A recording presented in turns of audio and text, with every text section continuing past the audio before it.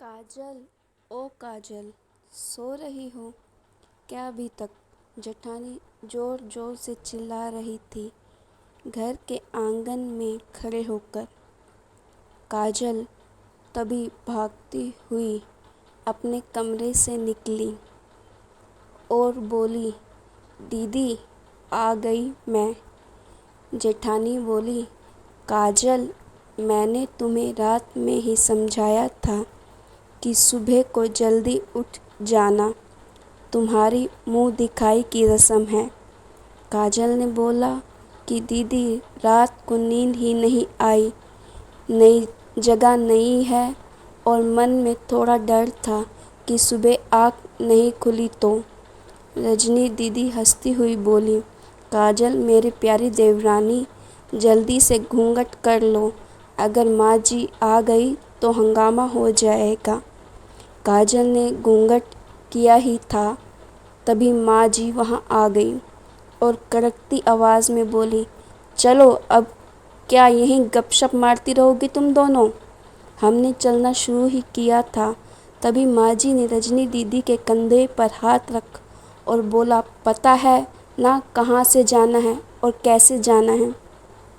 माँ जी ने बोला कि जब भी कोई बड़ा तुम्हारे सामने खड़ा हो तो हमेशा घूंघट में रहना और कम से कम अपने बड़ों के सामने आना और बिना घूंघट के तो कभी नहीं। रजनी दीदी कुछ बोली ही नहीं, बस अपना सिर हिलाकर हाँ बोल दिया। काजल ने भी बस अपना सर हाँ में हिलाया। माँ जी के जाने के बाद काजल ने पूछा, रजनी दीदी आप तो स्कॉलर हो और इन सब चीज़ों को कैसे निभाते हो?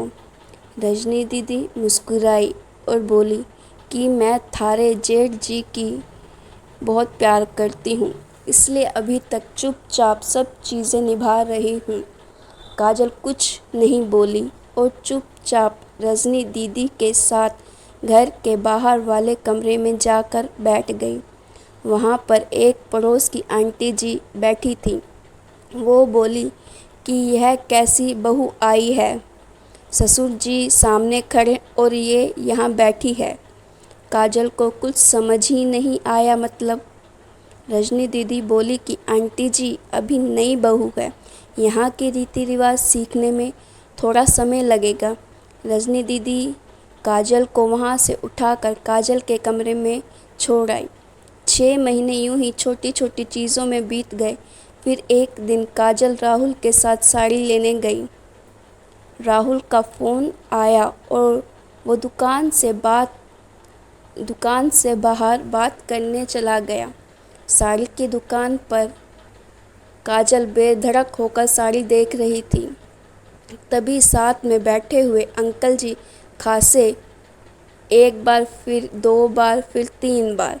काजल साड़ी वाले भैया से बोला कि भैया इन अंकल जी को पानी दे दो, बहुत खांसी हो रही है इन्हें।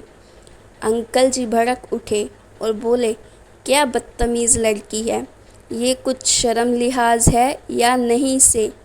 दुकान पर हंगामा देख राहुल बाहर से भागकर अंदर आया और अंदर आते ही अंकल जी के पैर छूकर बोला, मामा जी आप यहाँ? काजल घबरा के दुकान से बाहर निकल आई, एक लंबा घूंघट करके गाड़ी में बैठ गई। राहुल बाहर आया और गाड़ी में बैठकर गाड़ी बहुत तेज़ चलाने लगा।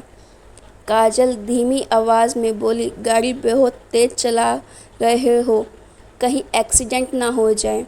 हम घर पहुँचे ही थे, तभी माँ जी ज़ोर ज़ोर से चिल्लाते हुए बाहर आई, देखो आ गई है साहिबा, ख़ानदान की इज्जत मिट्टी में मिलाकर। तभी रजनी दीदी आई और बोली, माँ जी मेरी शादी को 6 साल हो गए हैं, मैं अभी तक मामा जी को नहीं जानती, तो ये कैसे जानेगी? माँ जी ने जोर से चिल्लाई, देखो कैसे चप्पड़ चप्पड़ जवान चल रही है इस रजनी की भी। राहुल सब की बात काटते हुए बोला कि माँ ये दोनों सही बोल रही हैं, अगर ये हमेशा घूंघट करके रहती हैं तो ये मामा जी को कैसे पहचानेंगी?